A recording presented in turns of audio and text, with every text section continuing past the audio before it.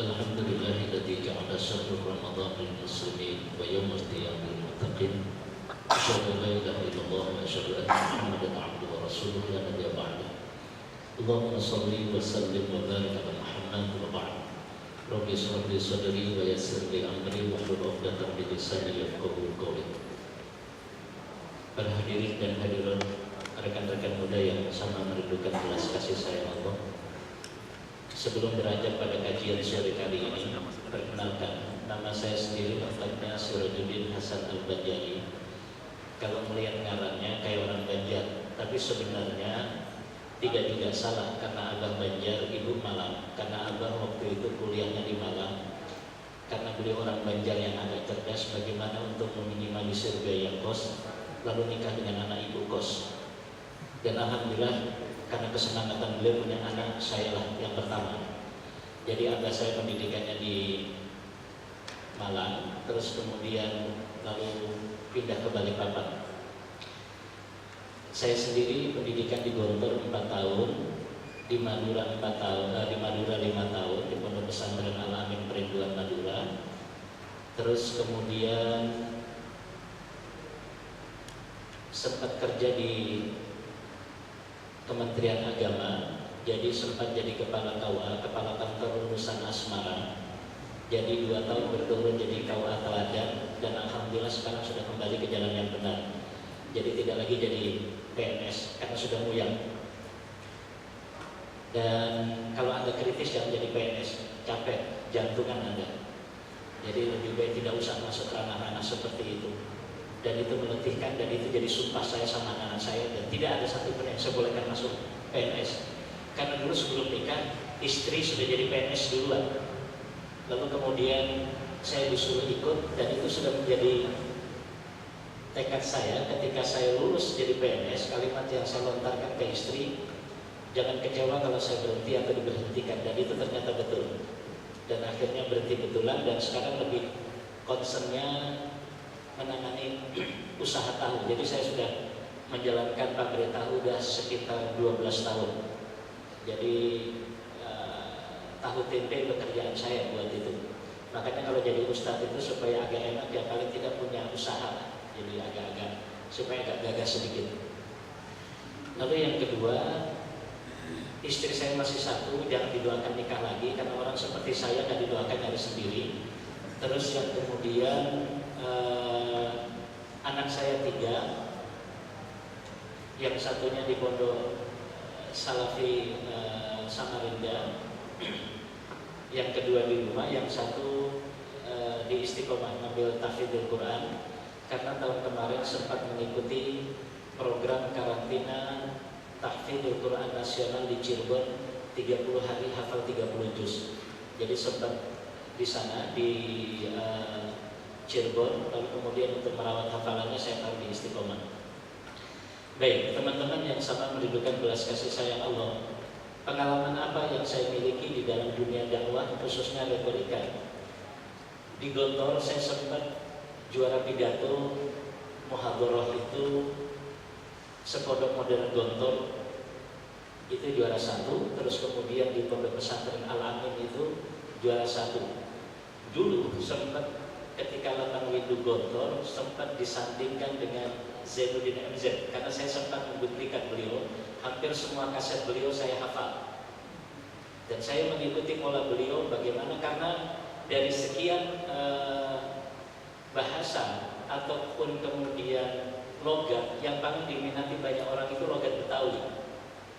Kalau yang logat-logat yang lain kurang begitu diminati. Maka kemudian saya masuk pada wilayah bagaimana berbicara, atau kemudian retorika saya mendukungkan gaya Zainuddin MZ. Baik, teman-teman yang berbahagia, hari ini saya hanya pengen teman-teman lebih banyak nanya saya, ketimbang kemudian nanti saya memaparkan materi. Sebab Ustadz itu biasanya kalau sudah megang mic lupa naruh. Maka teman-teman nanti saya mohon, nah sebelum saya beranjak pada kajian-kajian yang lebih detail tentang teknis retorika, saya ingin menyampaikan ada sebuah ungkapan dari L. Friedman, seorang kolumnis dari Amerika, mengatakan kalau dulu dunia dikuasai superpower, sekarang dunia dikuasai supermarket. Artinya apa? Nilai jual orang sekarang kualitas.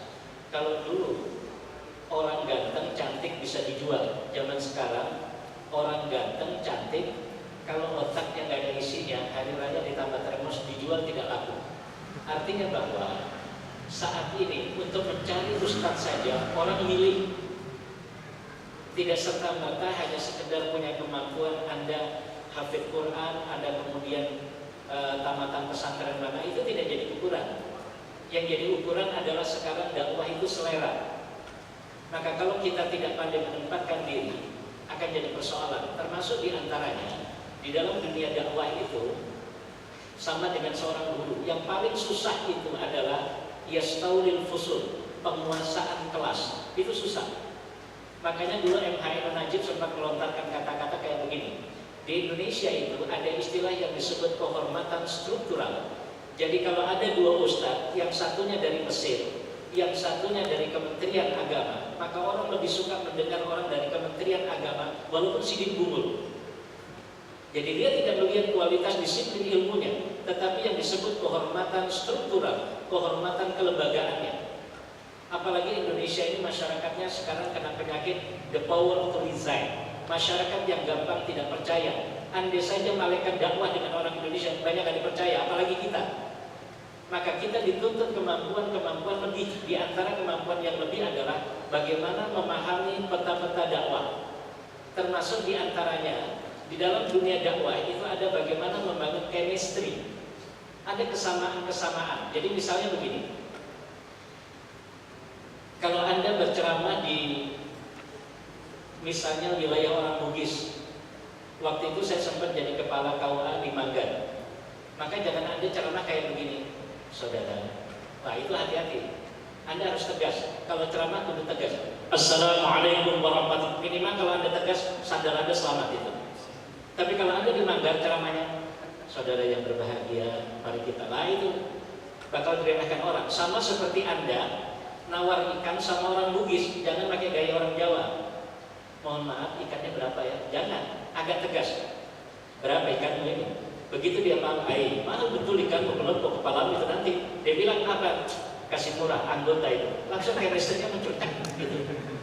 Jadi Anda, kalau sama orang Bugis jangan terlalu santun, dimakan memang kamu. Maka harus tegas, harus tegas. Walaupun karakter-karakter suku itu macam-macam. Kalau orang Jawa itu rata-rata agamanya itu tadi. Ngaji orang cepet, sholat orang isol, diundang sholat pasti teko. Ada karakter seperti itu. Jadi Islamnya itu urusan pengetahuan itu entar. Yang penting ya selamatan medeni tenang. Ada kalau mau selamatan yang paling baik kayak orang Banjar. Jadi orang Banjar itu kalau selamatan cukup belikan ayam kampung satu, kuahnya banyakin, itu 3 masjid masih tertampung. Gitu. Kalau selamatan gaya orang Banjar itu kenyang tidak, selilitan pasti. Jadi itu tadi banyakin kuahnya aman sudah itu. Tapi kalau orang Jawa, wah itu Anda selamatan itu gara-gara nggak enak dengan orang lain. Orang Jawa itu kadang-kadang berkat dikasih macam-macam. Begitu acara selamatan selesai, hitung-hitungan ternyata badar tekor juga itu. Nah ini juga nggak baik. Jadi jamaah salat asar yang sama merindukan belas kasih sayang Allah. Saya coba, mata saya agak kabur, mohon maaf sudah tua ya. Mudah-mudahan kelihatan ini sebuah sampel di mana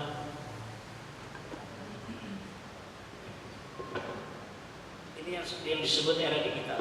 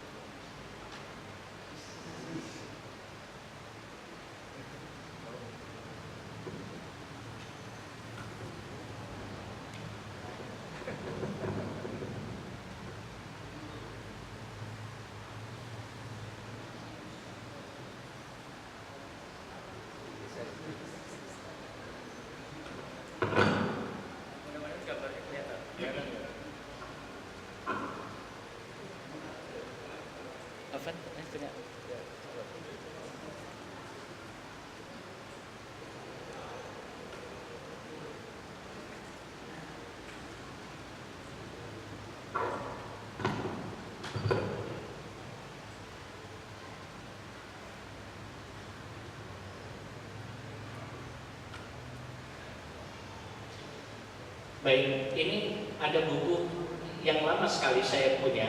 Yang pertama, dalam buku teknik berpidato atau dalam pengertian lain retorika atau ceramah. Retorika adalah seni berkomunikasi atau seni menyampaikan pendapat di hadapan orang banyak. Itu retorika. Maka kemudian dakwah sebenarnya hampir sama dengan itu. Cuma di dalam agama kita identik dengan dakwah, mengajak orang lain. Saya tidak akan berbicara pada sisi materi-materi agama karena beberapa asatidz sudah berbicara tentang itu. Teman-teman yang berbahagia, ini ada 4 keharusan yang disampaikan oleh Mr. William. Mr. William ini, beliau adalah termasuk pakar seorang orator yang luar biasa di Amerika. Yang pertama, perlunya adalah pengetahuan. Anda harus mengetahui pokok pembicaraan antum. Jadi antum harus cukup mengerti itu. Pokok-pokok pembicaraan itu apa saja. Nanti akan kita kasih sampelnya. Terus kemudian ketulusan. Nah, ini ada kalimat yang antum bisa catat. Ini dari kiai saya di Gontor, yaitu Kiai Hasan Sahal. Beliau mengatakan ada kalimat kayak begini. At-tariqatu ahammu minal mada wal ustad khairu minat tariqah wa qalbu ustad khairu min tariqatihi. Jadi beliau mengatakan begini, cara itu lebih penting daripada materi yang tidak Anda sampaikan. Jadi materinya bagus, tapi caranya salah, tetap sampainya susah. Terus yang kedua kata beliau, ustadznya itu lebih penting daripada caranya. Lalu yang ketiga, qalbu ustadz khairun min ustadi. Jadi hatinya ustadz itu jauh lebih penting dari ustadznya itu sendiri. Jadi ada 3 kategori kata kiai saya. Beliau mengatakan kalau mau menjadi seorang dai ataupun menjadi seorang guru yang baik, yang pertama adalah cara. Yang kedua kata beliau, gurunya jauh lebih penting daripada caranya. Tetapi di antara kedua itu yang lebih penting tadi adalah ketulusan seorang guru, itu lebih dari segala-galanya. Teman-teman yang sama merindukan belas kasih sayang Allah, rata-rata beberapa asatidz mubalik tidak pandai memantaskan diri. Saya kalau ceramah di kota penampilan kayak begini, tetapi kalau sudah saya ceramah di Banjar, diundang ke Banjar atau ke kampung atau ke Semoy, di lokasi transmigrasi, tentu saja pakaian saya berubah. Saya pakai jubah, kalau perlu gorden saya kalungkan di leher saya. Jadi berbeda sekali kalau sudah masuk di kota. Kebanyakan kita para asatidz tidak pandai memantaskan diri. Dulu ketika di Kementerian Agama, kalau saya diundang baca doa khususnya di hotel atau di mana, saya akan berubah. Saya pakai jas, pakai dasi. Yang pertama itu performa. Yang kedua itu meningkatkan nilai jual saya. Kalau saya pakai jas, minimal nyamui saya 500, mikir lah itu. Tetapi kalau kemudian saya baca doa pakai baju koko, panitia bisiki di telinganya, bagi aja sini 150, nyaman sudah itu. Karena kita tidak pandai memantaskan diri. Bagaimana Anda bicara angka besar kalau penampilan Anda sendiri tidak meyakinkan? Saya ingin menjelaskan kalimat seperti ini. Jangan ngajak orang ke surga dengan wajah neraka. Artinya bahasanya begini, ngajak orang ke masjid itu sama dengan ngajak orang ke surga, tapi wajahnya jangan ke neraka. Woi, ke masjid, woi, ke masjid. Itu rata-rata orang tersinggung. Maka ngajaklah orang seperti orang ngajak ke neraka tapi wajah surga. Apa itu diskotik? Diskotik itu ngajak orang ke neraka tapi wajahnya surga. Yang pertama yang jaga perempuan cantik, mulus, roknya pendek, wangi, dan kalau ngomong kayak orang sesak napas. Selamat malam, ada yang bisa saya bantu? Masya Allah, itu laki-laki belum makan kenyang itu. Nah, kita kadang-kadang tidak berani menampilkan performance seperti itu. Sehingga mohon maaf aja, ini saya ingin membuka saja rahasia di kalangan teman-teman dai pemula. Ini tahadus binikmah. Satu-satunya orang Kementerian Agama kalau baca doa dibayar 1 juta masih saya, dan ini rumah Allah. Kenapa? Yang pertama kita punya performa. Yang kedua, redaksi doanya jangan pamer ayat. Karena kita menguasai bahasa Arab dengan baik, lalu dari awal sampai ujung doa kita semua isinya bahasa Arab. Ada satu goresan peristiwa yang mengesankan bagi saya. Waktu itu saya baca doa, ajudannya Pak Ngayok datang ke rumah hanya untuk ngambil doa saya. Kalau itu orang Islam, Saya tidak terlalu kagum. Ini orang non. Teman-teman yang sama merindukan belas kasih sayang Allah, dalam menata kata itu dibutuhkan nada-nada yang memang ada irama bahasa yang cukup menyentuh. Kalimat doa yang sering saya pakai, kalimatnya seperti ini. Duhai Allah, malu rasanya tangan ini menadah, keluh rasanya bibir ini meminta, karena bilangan dosa kami jauh lebih banyak dari amal kebaikan kami. Kami sering bertobat, namun kami lebih sering mengulang maksiat. Kemana lagi doa kami panjatkan, kemana lagi harapan kami gantungkan kalau bukan keharibaan. Termasuk doa yang sering tidak pernah saya tinggalkan, kalimatnya adalah, ya Allah, semoga doa yang kami panjatkan bukan pelengkap acara tanpa makna, tapi sebuah pengharapan dari kami, betapa negeri ini sedang butuh campur tangan kami. Butuh campur tanganmu ya Allah. Artinya bahwa doa itu ada pengkritisan-pengkritisan. Di ujung doanya itu ada kalimat yang sering saya tutup dengan kalimat, ya Allah, sadarkan setiap kami, pekerjaan sekecil apapun adalah amanah. Jikalau kami lengah, hanya akan mendatangkan musibah. Hidup ini cuma mampir, semua pasti berakhir. Jangan sampai hawa nafsu malah dijadikan setir. Redaksionalnya tertata dengan cantik dan rapi. Nah itu orang melihat, oh Pak Sirot bahasanya asik banget. Anda aja nggak tahu, saya ngapalinya 2 bulan yang lalu itu. Nah kita menjadi orang itu kudu seperti itu. Orang tahu kita penampilannya prima, sempurna. Gak peduli Anda sakit-sakitan, Anda tadi dimarahin bini, atau kemudian Anda tadi motornya nuksep di got. Orang gak mau tahu, yang penting Anda tampil di hadapannya wajib sempurna, titik. Dan Rasulullah mengajarkan kepada kita, ada kalimat Rasulullah yang cukup menarik. Sedikitlah beralasan, karena alasan itu memperjelas kesalahan. Lalu yang ketiga, teman-teman harus semangat. Semangat dalam pengertian yang lain adalah itu kelihatan dari penampilannya, kelihatan dari performa yang kita bawa. Jadi kalau pendengarnya anak-anak muda, Anda harus menata kata-kata dengan kesemangatan yang luar biasa. Jangan kemudian ada orang ceramah mukanya flat, dari awal sampai akhir mukanya datar banget. Jadi orang nengok itu langsung lemas syahwat. Anda tidak boleh seperti itu. Menjadi seorang dai, Anda bisa menularkan kesemangatan, karena kesemangatan itu harus tetap menyala dalam diri kita. Jadi jangan sampai Anda ceramahnya orang melihat nggak nafsu. Jadi orang akhirnya mikir, ngapain juga orang kayak gini diundang. Orang kan jadi mikir gitu. Makanya teman-teman yang berbahagia, di era demokrasi setiap siapa saja bisa berekspresi. Tetapi perlu diingat, jikalau Anda tidak punya kualitas, hanya akan jadi sarana promosi kebodohan. Orang semakin tahu kekurangan kita. Terus kemudian yang keempat, lakukan praktek. Ada beberapa hal yang bisa saya ceritakan. Dulu teman-teman, kalau saya di Gontor setiap subuh, supaya dulu menjadi pemenang pidato, saya kalau latihan vokal itu begini. Saya berdiri di depan sungai, lalu kemudian saya membuat kalimat kayak gini untuk melatih suara. Kasat mata kami matahari yang kami salahkan. Jadi Anda harus tepat kalimatnya. Kasat mata kami matahari yang kami salahkan.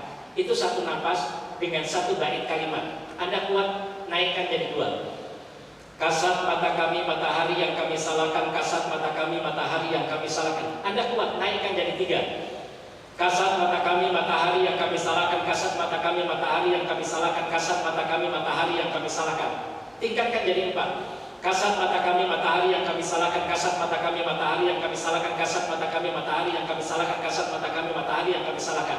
Artinya, kalau Anda ngomong tertib kayak gayanya SBY, orang mah gak kagum. Saudara, pada perkembangan Indonesia, orang gak kagum, ngomong kayak gitu tuh gak kagum. Sumpah gak kagum, Pak. Sampai mau ngomong pelan tapi tertib. Saudara, bangsa kita ini sedang mengalami peningkatan dari satu tangga dan seterusnya sehingga bisa terbang. Nah, kayak gitu orang nggak. Tapi kalau Anda ngomong itu yang beda. Dan itu yang menarik. Makanya ketika latihan seperti itu, jadi latihan Anda tulis saja kalimatnya. Kasat mata kami matahari yang kami salahkan. Anda latihannya seperti itu. Apalagi kalau Anda membawa acara di radio, nggak mungkin ngomongnya kayak gaya SBY. Saudara, selamat pagi. Hari ini kita enggak. Pemirsa dimanapun Anda berada, kini kita sedang berada pada situasi. Nah, seperti itulah caranya berbicara. Tetapi basic dasarnya, tadi latihan pernapasannya kayak tadi.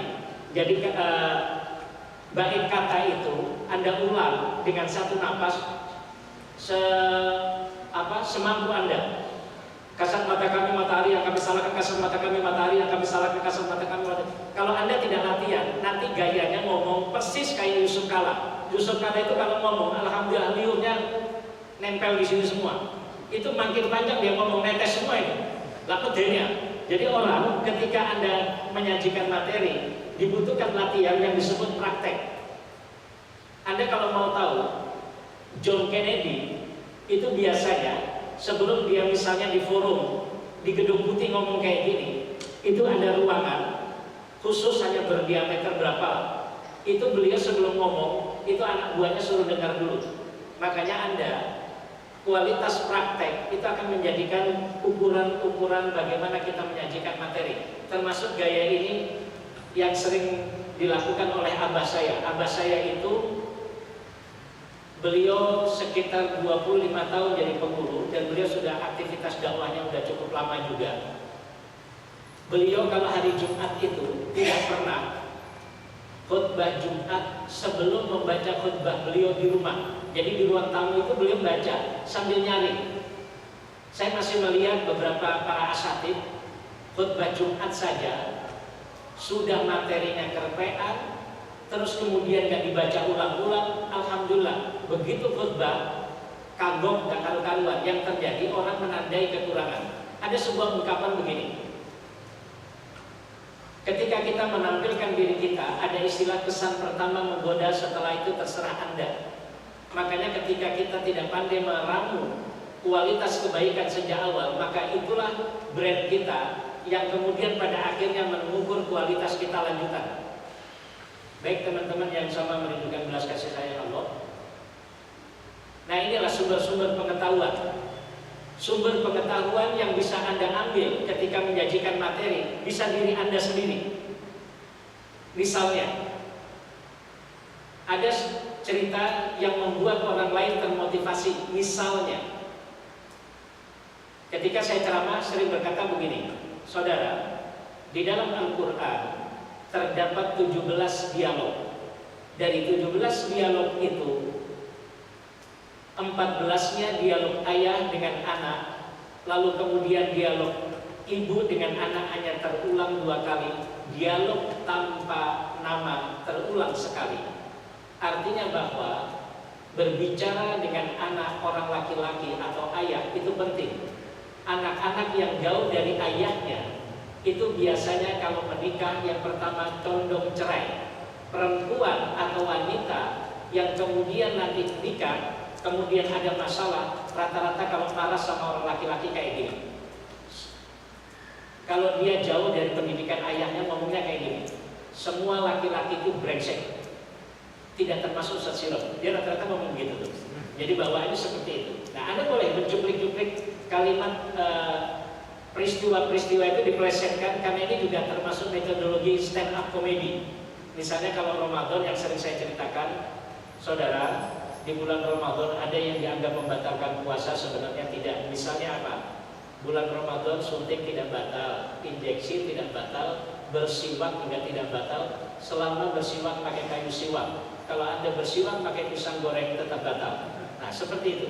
Jadi meramu kata itu penting, hanya dipelesetkan sedikit saja. Terus ada pertanyaan, Ustaz, bagaimana membangunkan anak di bulan Ramadan supaya semangat? Ternyata anak-anak kecil ketika dibangunkan dengan kalimat sahur, maka otaknya segera menerjemahkan pasti puasa, tidak minum, lalu kemudian tidak makan, pasti kemudian lemas. Maka anak-anak kita condong ketika bangun sahur, condong malas karena kalimat yang pertama kali dilontarkan di telinga mereka kalimat sahur. Yang baik bagaimana Ustaz? Yang baik ketika membangunkan anak dengan kalimat yang menyenangkan. Nah, bangun. Nanti nuggetnya dingin loh. Nah, bangun. Nanti milonya dingin. Kalimat yang menyenangkan didengarkan di telinganya. Atau kemudian membangunkan dengan cara yang spontan. Kalau ada pertanyaan, Ustaz, bagaimana kalau membangunkan istri kok susah bangun? Gampang, bangunkan. Dek, bangun, saya mau nikah lagi. Insya Allah itu bangunnya cepat, tapi nanti langsung berpeleng sampai ada. Nah, jadi ada metodologi-metodologi bagaimana membangunkan anak, membangunkan orang-orang yang kita cintai. Kalau istri Anda agak matre, bangun. Kalau Anda kerja di Pertamina, terus kemudian istri Anda tidur, susah bangun, kasih tahu, Dek bangun, bonus sudah keluar deh. Nah itu biasanya bangun cepat. Jadi Anda bicara materi. Contoh dari diri sendiri Anda bisa banyak, termasuk di antara pengalaman, misalnya pengalaman personal tentang mendidik anak. Misalnya ketika anak saya dulu masih kecil, kalau dia puasa saya kasih uang 15.000, 10.000 dia tabung, 5.000-nya dia belanjakan. Terus kemudian ada gurunya nanya, "Nah, kamu puasa ya?" "Iya Bu Guru." "Kata abimu kalau kamu puasa dikasih uang 15.000." "Betul Bu Guru." "Memang kenapa?" Kata gurunya, "Kalau kamu puasa gara-gara uang 15.000 rugi." Lalu anak saya nanya, "Bu Guru puasa enggak?" "Enggak." "Lebih rugi Bu Guru sudah kan puasa gak dapat 15.000."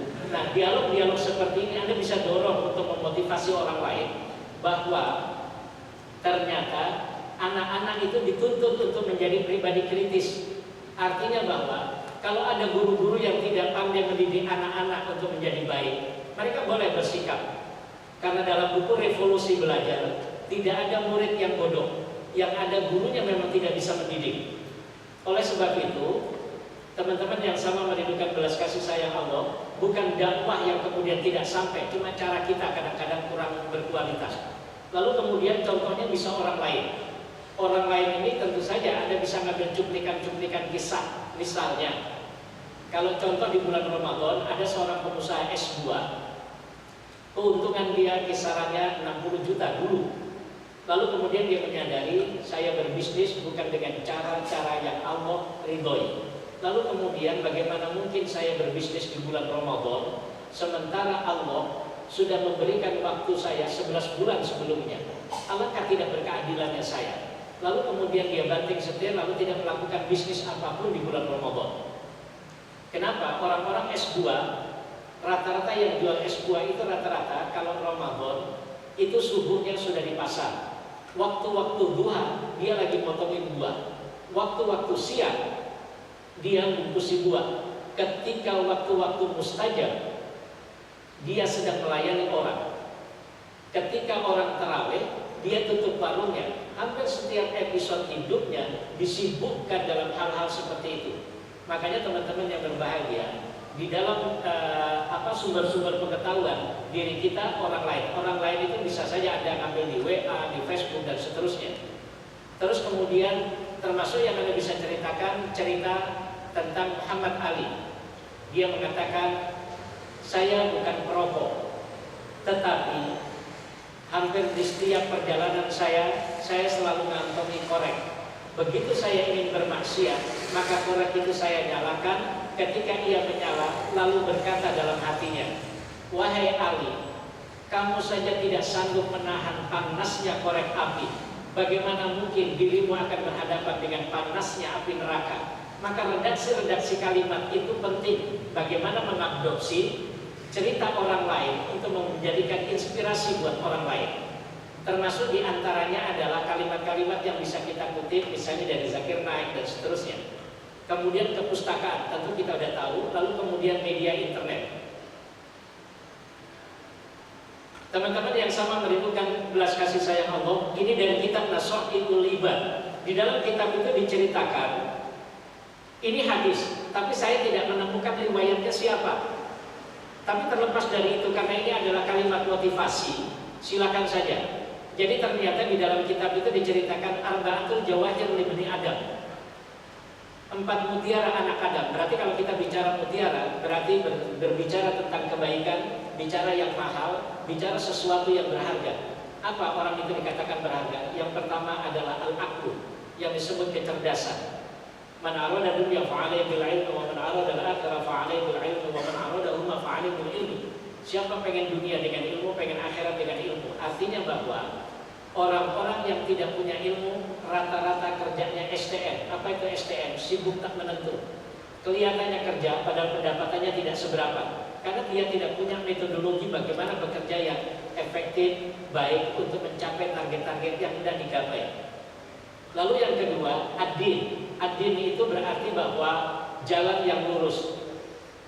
Orang kaya kalau beriman condong dermawan, Orang kaya kalau tidak ada imannya condong bakhil, pelit, kikir. Orang miskin kalau beriman gampang bersyukur. Orang miskin kalau tidak beriman condong orang yang harap, ujungan, pembualan, kemejek. Nah, pribadi-pribadi orang miskin kalau tidak ada imannya, pribadinya persis kayak ngatur 7 setan, capeknya naudzubillah. Maka teman-teman yang berbahagia bahwa kualitas-kualitas individu kita itu akan diukur oleh, pertama ada al-aqlu, yang kedua ad-din, yang ketiga al-haya. Apa itu rasa malu? Di dalam hadis dikatakan al-haya minal iman, orang tahu malu bagian dari iman. Tetapi definisi rasa malu itu apa? Ternyata rasa malu itu adalah orang yang tahu diri. Orang yang tidak tahu malu adalah orang yang tidak tahu diri. Siapa Ustaz orang yang tidak tahu diri? Orang yang tidak tahu diri itu adalah orang yang penampilannya kayak artis Hollywood, walaupun mukanya semrawut, tinggalnya di kampung baru, tapi perasaannya tinggal di Balikpapan baru. Sama-sama barunya, cuma beda pendapatannya. Maka orang ini adalah orang yang disebut lam ya'rif qadra, tidak tahu takaran dirinya. Mau nikah dengan artis padahal pendapatannya nggak seberapa, tetap aja nggak nyampe gitu.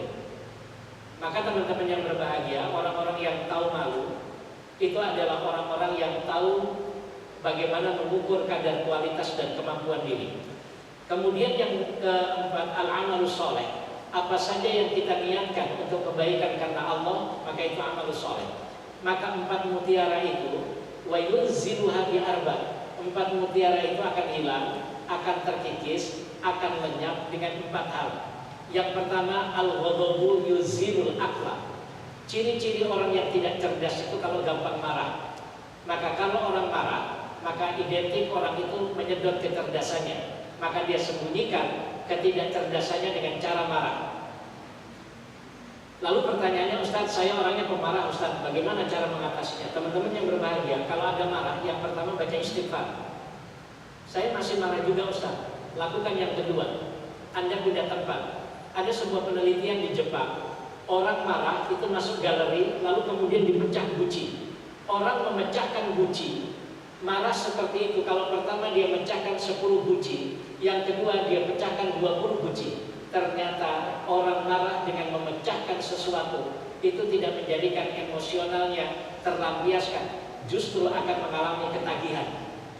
Orang marah pertama kali di rumah, dibantingnya remote.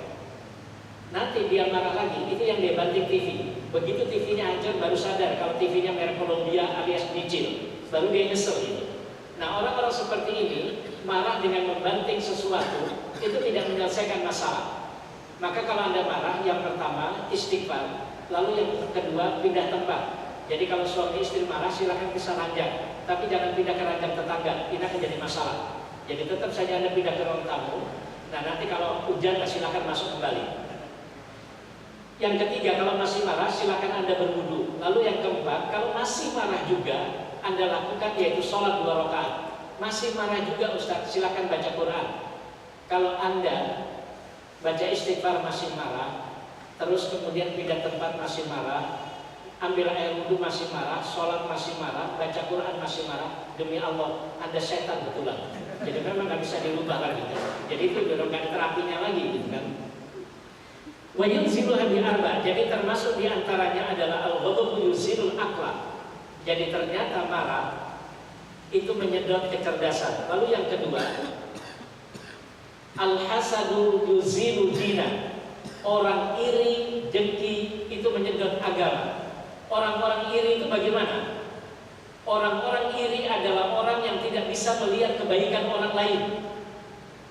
Begitu ada ustadz muda ya, itu orang muda ngomong apa sih? Nah, dia bawahnya udah iri. Orang iri itu adalah orang yang tidak bisa melihat prestasi orang lain. Maka orang ini adalah termasuk kategori iri. Kalau kemudian dia menggunakan kalimat itu, orang suaminya jelek, bininya cakep, pasti main pelet. Itu sudah ada termasuk kategori iri dan dengki. Dia menggunakan keburukan, prasangka. Oleh sebab itu, orang-orang iri dengki itu kalau di komplek itu biasanya itu ditandai kalau orang tetangga kita iri atau tidak.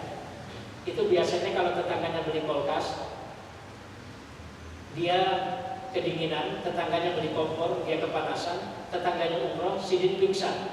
Nah, orang-orang seperti ini adalah orang yang tidak bisa melihat kebaikan orang. Maka kemudian sampai pada episode yang ketiga, Rasulullah mengatakan at-tama'u yuzilul haya. Orang rakus itu menghilangkan rasa malu, rakus harta, rakus kedudukan, rakus kehormatan dan seterusnya. Seperti saya misalnya, nama saya Sirajuddin Hasan Al-Banjari. Itu kalau misi di Banjar, itu biasanya kalau salaman sama saya, itu biasanya bolak-balik. Nah, itu khas karena di situ ada ngaran Al-Banjarinya. Jadi pembuntusannya masih kuat. Maka kita tidak perlu lagi gila kehormatan seperti itu. Anda mau cium tangan kah atau tidak, itu tidak jadi masalah. Tetapi ada beberapa ustadz, kalau di kampung-kampung itu kalau ada yang nggak cium tangan, sidin meriang badannya. Itu yang tidak boleh. Jadi pribadi-pribadi yang baik adalah pribadi yang tidak selalu mengharap sanjungan orang, dipuji tidak melambung, dihina juga tidak terpelanting. Kita tetap punya sikap dan punya yang disebut kualitas pribadi yang tangguh, tidak gampang terkecoh dengan suasana seperti itu. Kemudian yang keempat, al-ghibatu yuzilu amalus sholeh. Ngomongin orang itu menyedot amal soleh. Artinya apa? Kalau kita diomongin orang, gak usah khawatir lah. Itu berarti menyedot keburukan kita dan kebaikan kita akan bertambah. Jadi gak perlu kita stres. Kalau ini di kalangan ibu pengajian itu saya sebut contoh al-ghibatu yuzilu amalus soleh. Misalnya gini, datang pengajian dapat pahala, gara-gara ngomong saja jadi dosa, lalu pahalanya berkurang. Contoh misalnya, ibu-ibu datang pengajian, lalu kemudian dia makan, dikasih kue. Begitu pulang ngomong sama ibu yang lain, kalimatnya kayak begini, Bu, kue tadi itu nyaman, tapi sayang halusnya ini jadi dosa kita itu bertambah. Jadi nggak perlu diomongin. Jadi begitu ngisi pengajian, ya udah setelah pulang jangan ngomongin yang negatif. Misalnya tadi enak ya rawonnya, tapi sayang ada toginya. Nah itu kan jadi masalah bagi yang punya tuan rumah. Ini orang nyinggung gua nih, itu nggak boleh seperti itu. Teman-teman yang sama merindukan belas kasih sayang Allah, mudah-mudahan nanti materi kita diperbanyak. Inilah hasil dialog antara Sayyidina Ali dengan Rasulullah. Apa yang membuat beliau sukses? Ternyata beliau menyampaikan experience is the best teacher. Jadi pengalaman itu menjadi guru yang termahal. Berbicara pengalaman berarti kita bicara jam terbang. Anda kalau ceramah di kota, perbedaan apapun bisa dinetralisir. Saya pernah bicara tentang syirik di ITSI. Di Masjid ITSI itu, di sampingnya itu ada mes. Untungnya waktu itu saya beserta istri. Ternyata malam itu mes saya digedor sama preman karena mau nantang ilmu hitamnya. Jadi malam itu dia nantang saya. Karena saya waktu itu bicara tentang klinik. Saya bicara tentang syirik. Jadi betul-betul ditantang di tempat. Cuma karena kita udah terbiasa, mohon maaf, saya sendiri di Gontor ngambil pendekar muda di Jogja. Jadi saya tanpa suci udah kita sempat latihan juga. Jadi kalau digertak-gertak preman masih hidup lah. Makanya anak-anak saya rata-rata wajib ikut karate. Jadi ustadz itu minimal jangan pengejet lah. Minimal kalau ditantang preman masih hidup lah. Jadi pribadi-pribadi kita memang sudah punya persiapan yang minimal nggak terlalu getar lah hadapin orang-orang seperti itu. Jadi rupanya karena dia menggunakan ilmu jin, saya tantang begini. Kalau kamu bisa geser saya hanya satu kilan seperti ini, lo jago, gue bilang. Ternyata dia ngambil tenaga dalam, geser tidak bisa, ya udah. Begitu dia nantang saya bilang tunggu, saya ngambil air wudhu dulu. Ngambil air wudhu, istri saya suruh ngambil air wudhu, ya udah. Mantar kalau ada waktu kita keroyokin aja. Ya udah, kita udah siap. Begitu kita udah wudhu, kita tantang karena mohon maaf. Kalau ada orang pakai ilmu katakan udah lumping, itu yang ditusuk itu kebal, berarti yang nusuk itu anaknya setan, yang ditusuk mbahnya setan. Coba ada yang nusuk jebol juga perutnya itu. Maka dia biasanya sama seperti ilmu tenaga dalam. itu biasanya kalau yang tempeleng kental karena sama-sama yakin. Kalau Anda tidak yakin itu kena juga. Jadi misalnya dulu pernah kejadian, dulu di pesantren yang pernah nyantri di era tahun 80-an itu rame namanya ilmu setruk. Jadi rata-rata santri itu diajari ilmu setruk, disuruh ngamalkan riyadhah tertentu, tapi itu rata-rata jin. Begitu nyentuh mental, begitu nyentuh mental. Karena dulu rame-ramenya ninja. Jadi pesantren banyak diserang ninja karena dianggap dukun santet dan seterusnya. Itu di Madura ramai betul itu. Jadi kita dibekali hal-hal kayak begitu. Ternyata ukurannya adalah keyakinan. Jadi kalau ada orang kemudian kalau Anda nyaksikan ilmu misalnya terpelatih itu karena yakin. Kalau Anda nggak yakin nggak akan kena apa-apa itu. Nah itulah yang terjadi ketika kita waktu itu ditantang seperti itu. Saya ladenin karena saya tahu itu jin. Yang penting saya tidak emosional. Ya udah silakan Anda serang saya dulu. Begitu ini dia nggak bisa apa-apa, ya udah akhirnya takluk. Lalu kemudian hampir kesurupan. Saya bilang kamu jangan pejamkan matamu. Kalau kamu mau minta bantu kita sembuhkan. Akhirnya apa yang terjadi? Cincinnya dikasihkan saya. Ustaz, cincin ini saya berikan antum karena ini cincin saya dikasih dari Banten. Ya udah dikasihkan ke saya. Akhirnya saya bilang karena jinnya rata-rata kumpul di sini, tolong cincin kamu buang ke danau itu. Jadi kalau ada ke Masjid Insi itu ada danau, itu kita buang di situ. Ustaz aja yang buang, enggak, kamu aja yang buang. Begitu kita buang. Kenapa saya buang? Karena memang biasanya cincin-cincinnya dukun itu jelek. Kalau bagus saya ambil, cuma karena jelek aja.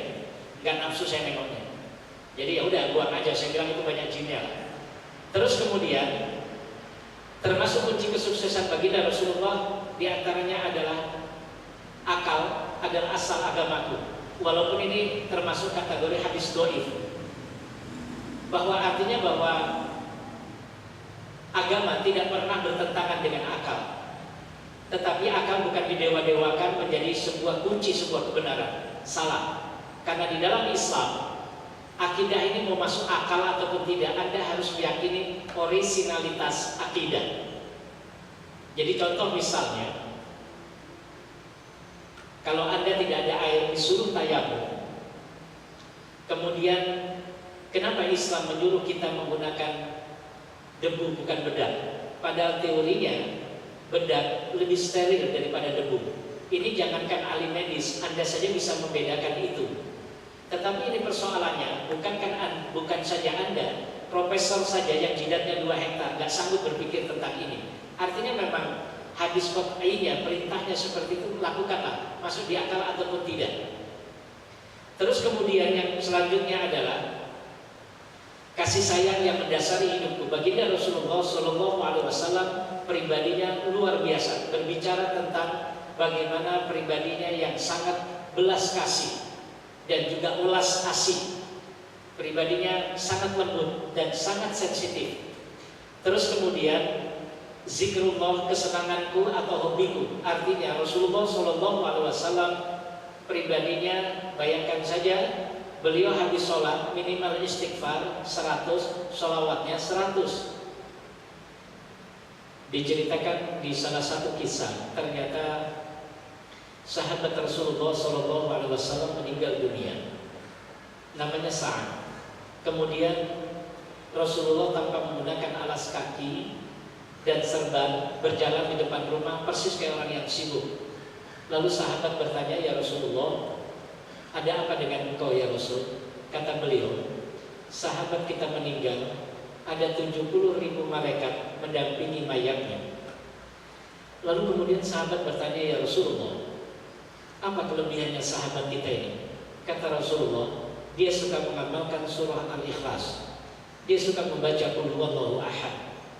Lalu kemudian ketika dia dibawa ke kuburan, hendak dimasukkan ke liang lahat, lalu kemudian bundanya mengatakan, wahai anakku, betapa mulianya engkau, karena engkau meninggal ketika masuk kuburan disambut dengan tangan mulia baginda Rasulullah SAW, niscaya engkau akan masuk surga. Lalu kemudian ibu tua tadi diingatkan, wahai bunda, untuk tidak berbicara apa yang belum Allah tentukan. Anakmu ini sebentar lagi akan mengalami azab kubur. Lalu kemudian sang bunda bertanya, apa maksudnya ya Rasulullah? Lalu beliau mengatakan, anakmu ibadahnya baik, cuma perangainya buruk kepada keluarganya. Cuplikan kisah ini menggambarkan kepada kita bahwa pribadi-pribadi yang mendawamkan lalu kemudian meriadhahkan diri dengan zikrullah, maka kemudian yang terjadi banyak malaikat yang turut mendampingi kehidupan kita. Kemudian yang selanjutnya, kepercayaan perbendaharaan hidupku. Artinya ketika kita kehilangan kepercayaan, itulah aset termahal, maka jangan pernah bermain-main dengan kepercayaan. Kemudian yang ketujuh, duka cita adalah teman hidupku. Artinya kadang kita bisa makan, kadang tidak, itulah warna kehidupan kita. Terus kemudian ilmu senjata perjuanganku. Jangan pernah mengalami kemalasan intelektual, teruslah belajar. Tadi saya ceritakan, saya di Gontor 4 tahun, di Madura 5 tahun, S1-nya itu di sini di Balikpapan, S2-nya di UI Jogja. Sekarang lagi ngambil program doktor di Bandung, belum selesai. Kenapa saya ngambil program doktor? Ya minimal supaya kelihatan harat sedikit. Jadi kalau ngisi di kampus biasanya dia harganya agak mahal. Tapi kalau masih ustadz biasanya amplopnya sedikit, lalu kemudian jazakumullah khairan katsiran. Tetapi kalau sudah yang isi profesor, doktor, itu biasanya lewat transfer. Jadi kalau saya ngisi di Unmul itu beda sudah. Maka titel itu bisa memperjelas orang, titel juga bisa memperjelas ketidakjelasan orang. Ada orang titelnya M.Hum, ada MSI, ada titelnya MCK, macam-macam titelnya.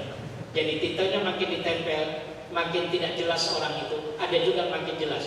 Tetapi percayalah, Indonesia ini orang diukur kualitasnya di atas kertas, bukan kualitas kompetensi yang sebenarnya. Maka ijazah itu sedikit banyak dibutuhkan di negeri ini. Beda di luar negeri. Di Amerika saja, untuk menjadi tukang sapu, Anda harus punya lisensi, pernah kursus nyapu. Jadi tidak serta-merta diterima begitu saja. Terus kemudian sabar selendang hidupku, dan 17 silakan baca sendiri. Baik teman-teman yang berbahagia, tafadhol kalau ada yang mau nanya silakan. Saya lebih suka tanya jawab, tafadhol silakan.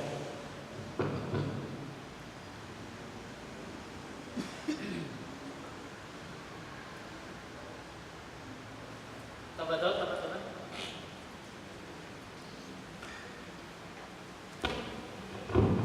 Silakan Ustaz.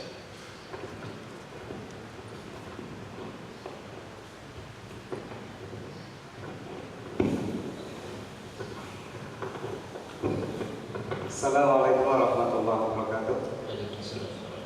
Terima kasih atas kesempatan yang diberikan kepada saya Ustaz. Nama saya Safiuddin, hampir sama dengan namanya Ustaz, Imam Masjid As-Salam. Pertanyaan saya begini Ustaz, biasanya setiap penceramah itu punya trik untuk menarik simpati jamaahnya. Biasanya dengan menciptakan istilah-istilah yang menarik. Contoh kecil yang sudah tidak asing lagi bagi kita yaitu jamaah atau jamaah yang seperti itu, insya Allah sudah tidak asing lagi bagi kita. Apakah bisa kita menciptakan hal-hal seperti itu Ustaz dalam rangka menarik simpati jamaah? Itu yang pertama.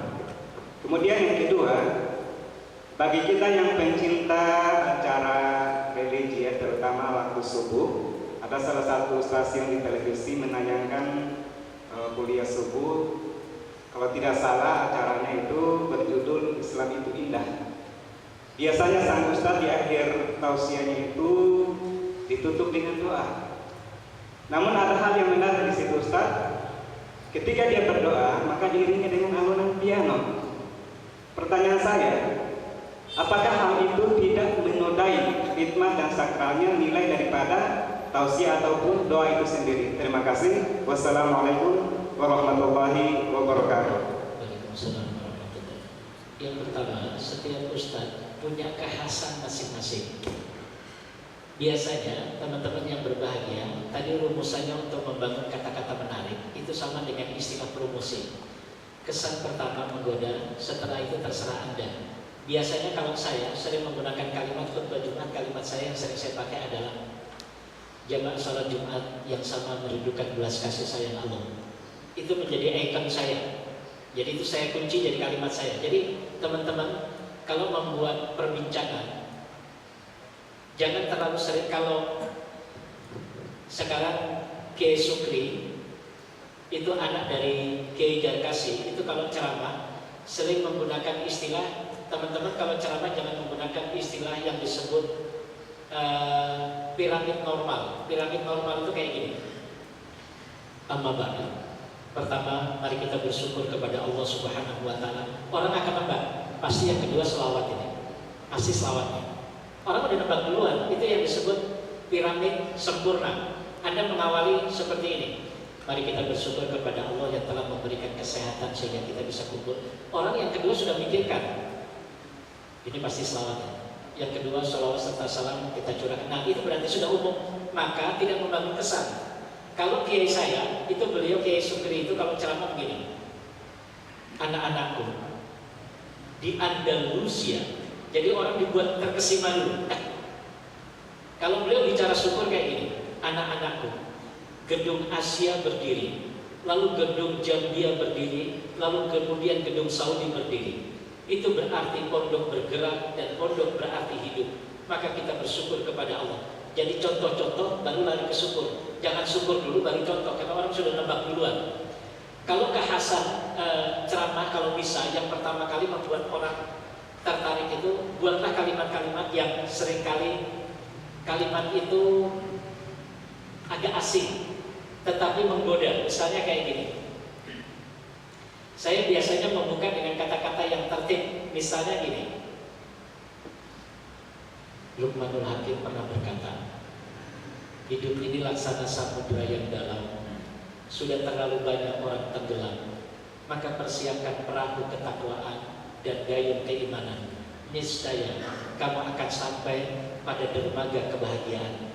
Kalimat itu, kalimat-kalimat pembuka itu sering dipakai para pembicara-pembicara besar. Dia menggunakan potongan-potongan kalimat indah. Misalnya ada kalimat indah, kalau membangun berbicara masalah rumah tangga, saya selalu mengatakan gini. Laki-laki dan perempuan ditakdirkan oleh Allah untuk bertemu. Tetapi laki-laki dan perempuan ditakdirkan Allah bertemu tidak untuk diadu. Tetapi laki-laki dan perempuan ditakdirkan Allah bertemu dalam rangka menggapai asa yang hendak ia tuju. Kalimat-kalimat itu semua harus dipelajari. Kalau singkatan boleh saja, ada biasanya pakai gini. Anda kalau mau sukses dalam hidup, bangun kualitas yang disebut ATM. Apa itu ATM? Amati, tiru, modifikasi. Tetapi kalau bahasa yang lain, buatlah kalimat-kalimat yang menyentak, yang kemudian kalimat itu pertama redaksinya tertata indah. Kalau jamaah itu sebenarnya adalah, dulu saya pernah dengar di Lenong Bocahku, cuma diadopsi lagi.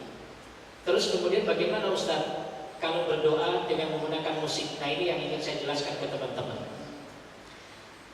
Musik tetap saja menjadi simpang siur di kalangan pendapat ulama. Selama tidak menghantarkan kepada kemaksiatan, silahkan. Tetapi kalau kemudian itu membuat kita terpleset pada kemaksiatan dan membuat kita lalai, maka tinggalkan. Dulu saya sempat mengatakan ISQ, itu ada istilah yang disebut ngapain juga nangis banyak. Karena saya membuat pengamatan begini, ada tangisan spiritual, ada tangisan emosional. Kalau tangisan emosional, ini lampu saya matikan, terus ruangannya full AC, lalu kemudian saya tayangkan kematian. Lalu kemudian saya mengatakan, saudara, mari kita tutup mata kita. Lalu kemudian dengan bahasa yang saya miliki, saya mendorong emosional Anda. Pernahkah Anda ingat tentang kematian? Pernahkah Anda bicara tentang kematian? Dan bagaimana kalau kematian itu tiba-tiba menjumpai kita? Itu biasanya menangisnya luar biasa, ya Allah. Itu biasanya yang nangisnya hebat memang sholatnya jarang. Anda biasa, dulu ketika saya ikut ISQ, saya nanya, Mas, dia nanya saya, Mas, kenapa Anda tidak nangis? Saya bilang, saya hampir setiap sholat nangis. Lalu saya tanya, Anda kenapa nangis, Mas? Nangisnya luar biasa tadi ketika training. Iya, Pak Ustaz, saya jarang sholat, pantas. Ada tangisan emosional, tangisan spiritual. Kalau tangisan emosional itu rangsangannya dari luar. Kalau tangisan spiritual itu dari dalam. Ada sholat. Allahu Akbar. Itu dari dalam. Kalau sholat Anda masih baru atau kemudian sholatnya belang-kambingan, itu omong kosong bisa nangis. Susah. Tetapi kalau tangisan emosional, ini pernah kita coba di penjara. Kita ceritakan tentang kematian, itu nangisnya luar biasa. Tetap saja begitu acara selesai, sandal saya hilang. Jadi ternyata memang itu yang disebut tangisan short time, pendek sekali. Beda dengan sholat, ini dibutuhkan jam terbang. Orang usia 40 belum tentu bisa nangis sholatnya. Apalagi maknanya nggak hafal, sholatnya jarang, ya sudah, dia akan kering. Tapi kalau pribadi-pribadi yang ibadahnya baik, ada namanya tangisan spiritual, itu dari dalam. Allahu Akbar. Seperti itu. Jadi bagaimana membuat kekhasan? Itu yang jelas yang pertama. Setiap kita punya khas, tetapi rata-rata ketika membuka kata, bukanlah kata-kata dengan membangun kesan. Misalnya tadi ketika saya mengatakan, teman-teman, Alfred pernah mengatakan, kalau dulu dunia dikuasai superpower, sekarang dunia dikuasai supermarket. Seperti itu. Jadi kalimat-kalimat pembukanya itu dengan kalimat-kalimat yang agak sedikit asing didengar orang. Atau Anda bisa menggunakan pakai bahasa Inggris. Saudara-saudara, ada sebuah ungkapan yang menarik, yang kalimat ini tertata dan kalimat ini membuat motivasi kepada kita. Kalimatnya adalah be ox to become pioneer, not to become follower. Artinya, jadilah pelopor, bukan pengekor. Kalimat itu orang dengarnya, Pak Sirot bahasa Inggrisnya hebat banget. Padahal saya sudah ngapalinnya sejak di pondok dulu. Jadi orang aja nggak tahu. Tetapi orang tidak akan nanya itu. Orang akan melihat, wah keren lah bapak lah, gitu-gitu. Jadi hafalinlah sebelum itu. Saya sering kali, termasuk kalimat-kalimat yang sering saya hafal itu punya Pak Mario Teguh. Kalimat Pak Mario Teguh itu sering kali membuat orang terangsang. Kalimatnya seperti ini.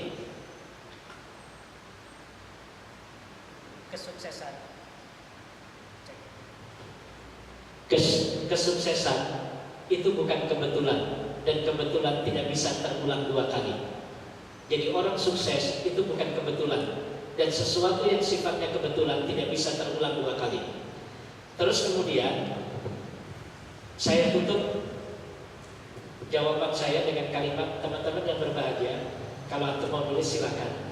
Ada 3 kata yang memotivasi saya. Yang pertama, apa saja yang baik lakukan, biar Allah yang menyempurnakan. Yang kedua, keterbatasan diri jangan dijadikan alasan tidak berprestasi. Lalu yang ketiga, orang hebat adalah orang yang berani ngambil keputusan di tengah keterbatasan. Jadi tingginya pendidikan jangan dijadikan alasan bahwa kesuksesan akan jadi milik kita, bukan. Tetapi justru kesungguhan dan latihan dan prakteklah pada akhirnya membuat kita menjadi juara. Jadi bukan persoalan apakah Anda bakat atau tidak bakat, itu bukan persoalan. Tetapi Anda latihan atau tidak, itu saja. Saya punya teman dari Jambi. Kalau di Gontor itu orang pintar atau tidak itu kelihatan. Jadi kalau sekolahnya itu, kalau kelasnya itu 1B, 1C, 1D, itu berarti pintar. Kalau yang di atas-atas itu 1E, 1X, nah itu insya Allah pertama dia pintar tapi bandelnya naudzubillah. Nah itu biasanya, itu kualitasnya tidak terlalu cerdas, tetapi dia punya rata-rata kesungguhan di dalam belajar, lalu latihan dan terusnya.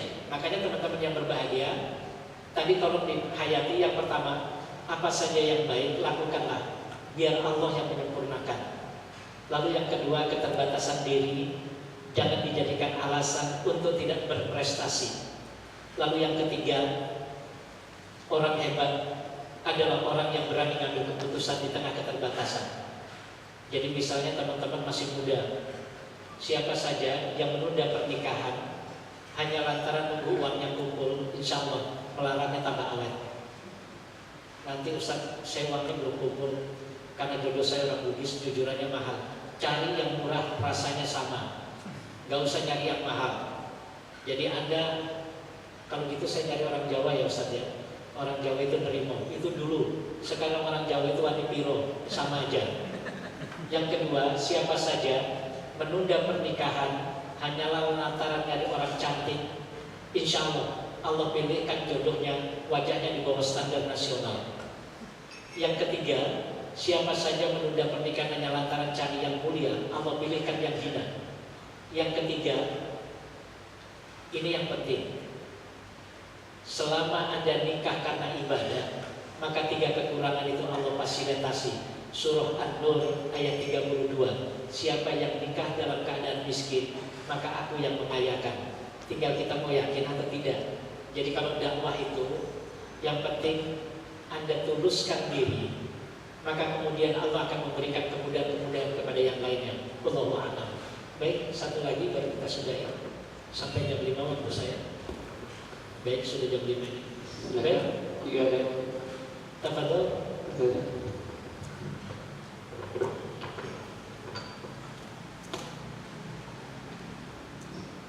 Oke, mungkin sekiranya cukup Ustaz, mohon sediakan Ustaz untuk di akhir penghujung sesi kita yang ketiga ini menutup dengan doa dalam sesi kita hari ini. Astagfirullahaladzim, astagfirullahaladzim, astagfirullah. Amin, amin ya rabbal alamin.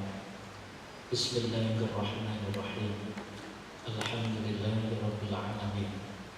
Allahumma salli wa sallim wa barik ala Muhammad. Ya Allah, ya Rabb kami, malu rasanya tangan ini menada, keluh rasanya bibir ini meminta, karena bilangan dosa kami jauh lebih banyak dari amal kebaikan kami. Sering kami bertobat, namun kami lebih sering mengulang maksiat. Kemana lagi doa kami panjatkan, kemana lagi harapan kami gantungkan, kalau bukan keharibaan. Bukankah samudera maafmu jauh lebih luas dari dosa-dosa kami, ya Allah. Allahumma ighfir lana wal walidayna warhamhuma kama rabbawna shaghira. Ya Allah, ampunilah dosa kami, ampunilah dosa kedua orang tua kami. Sayangilah mereka seperti mereka menyayangi kami. Rabbana hab lana min azwajina wa dzurriyyatina qurrata a'yun waj'alna lil muttaqina imama. Duhai Allah, karuniakan kepada kami ya Allah anak dan istri yang meneduhkan dan menenteramkan jiwa kami. Titipkan kepada kami anak-anak yang soleh dan solehah, anak-anak yang pintar juga benar. Jangan pernah kau titipkan kepada kami anak-anak durhaka yang membuat kedua hati orang tuanya terluka. Ya Allah, ya Rabb kami, sadarkan setiap kami bahwa pekerjaan sekecil apapun adalah amanah. Jikalau kami lengah, hanya akan mendatangkan musibah. Sungguh hidup ini cuma mampir, semua pasti berakhir. Jangan sampai hawa nafsu malah dijadikan setir. Allah nas'aluka ridhaka wal jannah wa na'udzubika min sakhatika wan nar. Allahumma innaka 'afuwwun karim tuhibbul 'afwa fa'fu anna. Rabbana atina fid dunya hasanah wa fil akhirati hasanah wa qina 'adzabannar. Wa sallallahu ala Muhammad walhamdulillahi rabbil alamin. Baik, terasa itu saja, kurang lebihnya mohon maaf. Wassallallahu ala Muhammad walhamdulillahi rabbil alamin. Assalamualaikum warahmatullahi wabarakatuh.